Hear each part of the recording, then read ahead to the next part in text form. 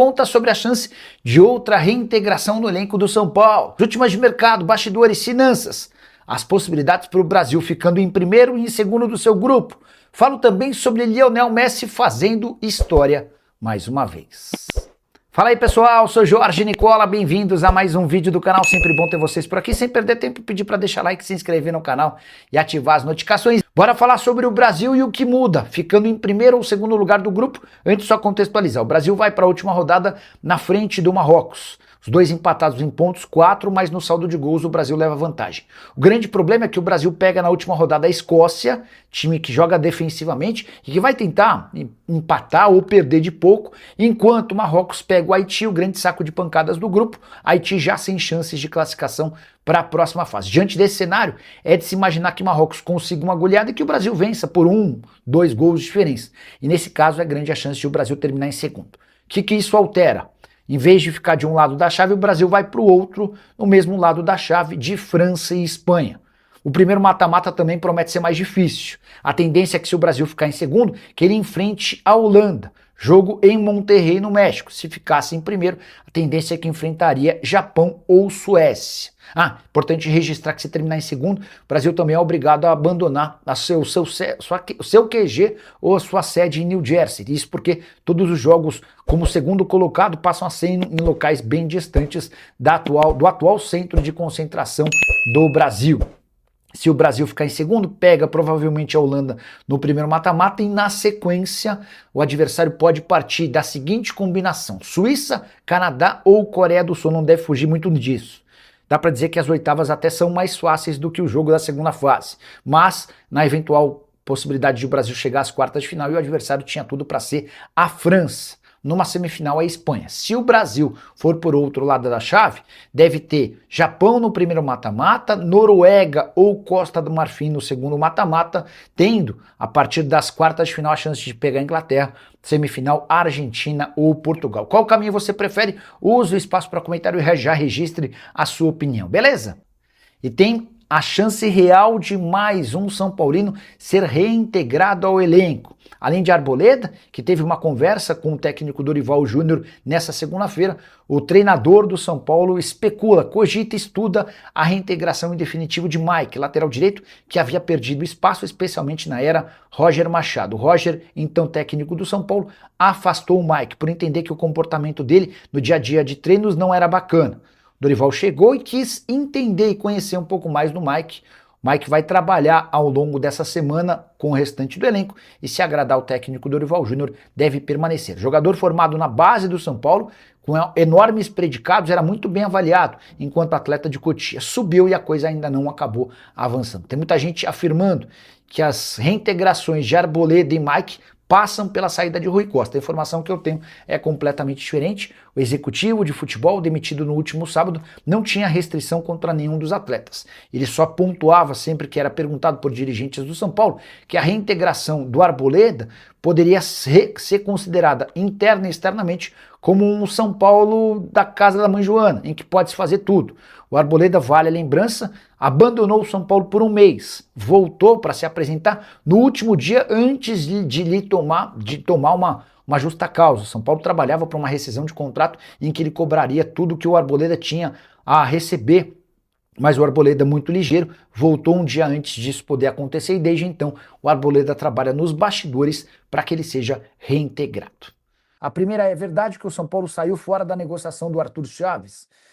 Ô Severino, eu deixo contar um bastidor. O grande entusiasta da ideia do Arthur Chaves era o Rui Costa. O Rui considera o Arthur um baita craque, um jogador do nível do Jeromel nos bons tempos, e ele era um entusiasta, ele que tentava convencer o resto da galera a levar essa negociação adiante. Com a saída do Rui e com as duas negativas do Hoffenheim em relação ao jogador, dá para dizer que deu uma bela esfriada, tá? Hoje, se qualquer avanço acontecer, eu te diria que é zebra. O André Martins, Nicola, me atualiza sobre o São Paulo, por favor. Eu já falei sobre o Arthur Chaves, o São Paulo está em busca de um executivo de futebol. Especularam o nome do Edmilson, eu não consegui a confirmação desse nome. Edmilson, vocês vão lembrar, zagueiro barra volante, que jogou no São Paulo, no Barcelona, na seleção brasileira, seria uma das alternativas. O São Paulo que também está cogitando 2 retornos. o Arboleda e o Mike podem ser reintegrados ao elenco. Ambos haviam sido afastados antes da chegada do Dorival. O Dorival até cogitou reintegrar o Arboleda assim que ele voltou ao São Paulo, no caso o Dorival. A repercussão foi bastante negativa e essa ideia foi adiada.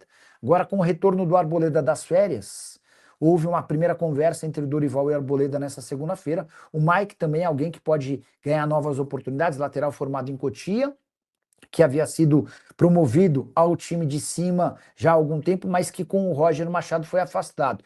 Na época, a justificativa do afastamento do Mike era pela falta de comprometimento nos treinos. Enfim, assim que tiver alguma posição sobre esses retornos, a gente conta em definitivo para vocês, tá bom? Reviravolta no caso Arboleda. O zagueiro equatoriano se reapresenta nessa segunda-feira, depois de um período de folga, e vai ter uma conversa a portas fechadas com Dorival Júnior. Se Arboleda e Dorival se entenderem, a tendência é que o zagueiro volte a ser utilizado pelo time principal. Atleta de 34 anos de idade que queimou seu filme dentro e fora do São Paulo depois de desaparecer por um mês. Ele foi para o Equador para curtir dias de descanso sem autorização do São Paulo. Inclusive, passou várias semanas sem contato. Depois, passou-se a negociar uma rescisão de contrato de forma automática, o que não aconteceu. A expectativa em relação a essa reviravolta ganhou um pouco mais de força depois da demissão de Rui Costa, que era o responsável pelo departamento de futebol. Dorival chegou a cogitar, quando contratado, a reintegração do Arboleda, mas a repercussão entre torcedores do São Paulo foi muito ruim. Vamos entender como é que vão funcionar essas próximas horas. A Arboleda, que custa R$1 milhão por mês ao São Paulo, são 700 mil em salário e mais 300 mil que o tricolor paga por mês de dívidas que o Arboleda havia feito no mercado. Importante registrar ainda que o São Paulo pretende anunciar seu novo executivo de futebol ao longo da segunda-feira. Uma das especulações é Edmilson, ex-jogador do São Paulo e da própria seleção brasileira, com passagem por Barcelona, entre outros. O Edmilson, que toca um projeto de um clube no interior de São Paulo, é uma das alternativas para o tricolor por agora. Arthur vai para onde? O volante, ex-seleção, não ficará no Grêmio. Cheguei a contar para vocês na semana passada sobre o desacordo financeiro.